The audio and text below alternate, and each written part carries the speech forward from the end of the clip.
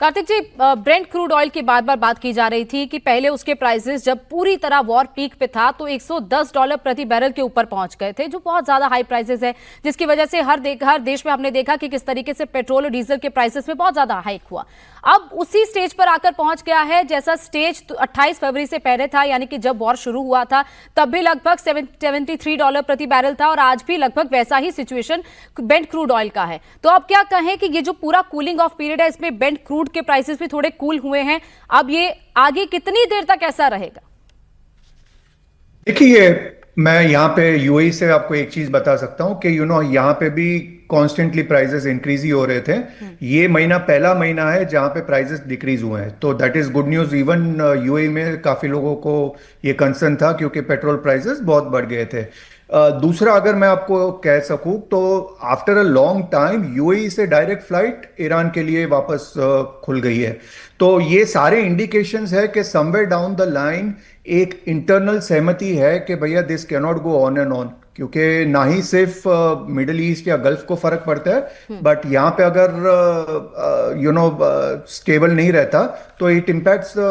Basically the whole of the world. तो मुझे यही लगता है, देखो अभी लॉजिकली हमारे जनरल साहब भी एग्री करेंगे कि इसमें एक ही सॉल्यूशन हो सकता है कि we will have to keep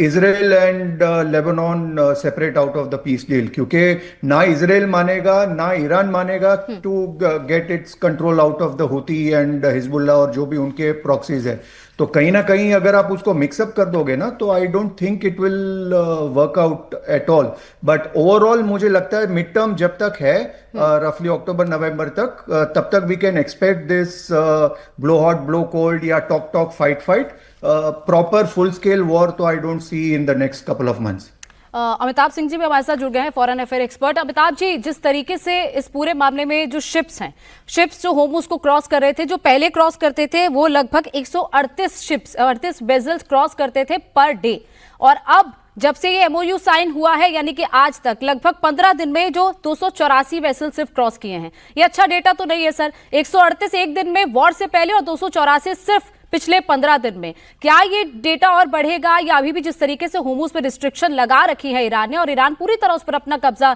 जमाने की कोशिश कर रहा है, क्या ये डेटा और घटेगा, ये संख्या घटेगी या फिर आने वाले दिनों में संख्या बढ़ने की उम्मीद है?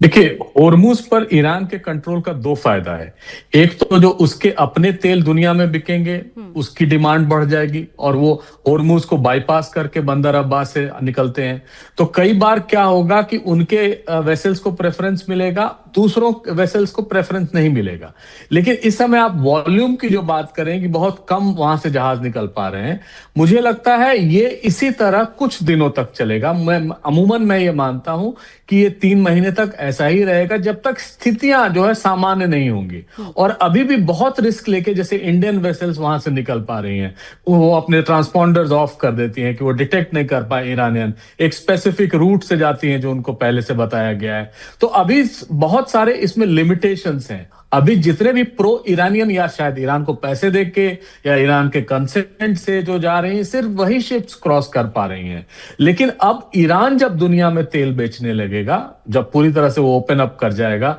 जिसकी प्रक्रिया शुरू भी हो गई है, मुझे लगता है उस समय वो होर्मुज को रोकने की स्थिति में नहीं रहेगा। क्योंकि वो कैसे कहेगा कि बाकी जो खाड़ी के देश हैं, कुवैत है या बहरीन है या यूएई है, वो तेल इधर से नहीं निकाले, हम निकालें, यानी ईरान निकाले, तो वो एक प्रॉब्लमेटिक होगा। और उस पर भी मुझे लगता है एक ना कोई जब ये डिटेल निगोशिएशंस होंगे तो उस पर भी एक कुछ मतरैक बनेगा। लेकिन पहले वाले वॉल्यूम आने में, जितना आपने भी बताया 130 या 35, वो वॉल्यूम आने में मुझे कम से कम 3 महीने, क्योंकि अभी भी संशय की स्थिति है, अभी भी किसी समय फायरिंग शुरू हो जाती है, अटैक शुरू हो जाता है। तो जितने भी बिजनेसमैन हैं या जितने भी इसके स्टेक होल्डर्स हैं, उनको ये पता है कि कभी ना कभी जब ये खुलेगा, जब रास्ता बनेगा, तभी वो श्योर हो पाएंगे कि अपने नाविकों की सुरक्षा दे पाए, अपने माल की सुरक्षा दे पाए, तभी वो, और इंश्योरेंस कंपनीज भी उस समय तैयार होंगी कि वो रिस्क ले सकती हैं। ठीक है, गयूर मौलाई जी भी हमारे साथ ईरान से जुड़ गए हैं। गयूर जी, इस पूरे मामले पर जैसे कि जेडी वेंस का बयान आया है, वो ये कह रहे हैं ये जो पूरी टॉक्स को लेकर पहली बात तो ईरान की तरफ से रिक्वेस्ट किया गया, डोनाल्ड ट्रंप भी कह रहे हैं, लेकिन ईरान कहता कुछ है करता कुछ है। खाने के दांत और है, दिखाने के दांत और है। आप चाहते हैं बातचीत करना, लेकिन आप इस तरीके से पब्लिक में अपना ओपिनियन ऐसा क्रिएट करना चाहते हैं कि हम सामने झुकने वाले नहीं, हम बातचीत के लिए नहीं आए हैं, क्योंकि पूरे विश्व की नजर इस वक्त ईरान और यूएस के टॉक्स पर है। जब तक वो टॉक सही तरीके से सही नतीजे पर जाकर नहीं पहुंचते, तब तक ऐसे ही तेल और गैस की कीमत बढ़ती रहेगी। देखिए मैडम, सबसे बड़ी बात तो ये कि आपने कहा कि ट्रंप या जेडी वेंस ने कहा कि ईरान ने रिक्वेस्ट की थी बातचीत के लिए। मैं एक बात कहता चलूं कि ट्रंप की ये कोई नई बात नहीं है। ट्रंप हजार बातें कहते हैं और कितनी बातें सच होती हैं, कितनी बात उनकी सीरियस होती हैं, इस बात को पूरी दुनिया जानती है। मैं फिर भी इशारतन कहता चलूं कि खुद अमेरिका से द वाशिंगटन पोस्ट ने कहा था कि ट्रंप ने अपने पिछले कार्यकाल में कम से कम 35,000 झूठ बोले थे, जिसको लेकर खुद उसके अपने देश का मीडिया ये कह रहा हो। और अब भी और इस पूरे पीरियड में भी पूरी दुनिया देखती रही है कि ट्रंप एक दिन कुछ कहते हैं, बल्कि दिन में गलत कह रहा हूं, कहा जाए कि 1 घंटे पहले कुछ कहते हैं, आधे घंटे बाद या 1 घंटे बाद 2 घंटे बाद उनकी बात कुछ और होती है। दूसरी बात ये रही कि ईरान के दांत, आपने जो कहा, ईरान शुरू से एक बात पर अडिग रहा है कि अगर अमेरिका अपने वादों पर अमल करता है,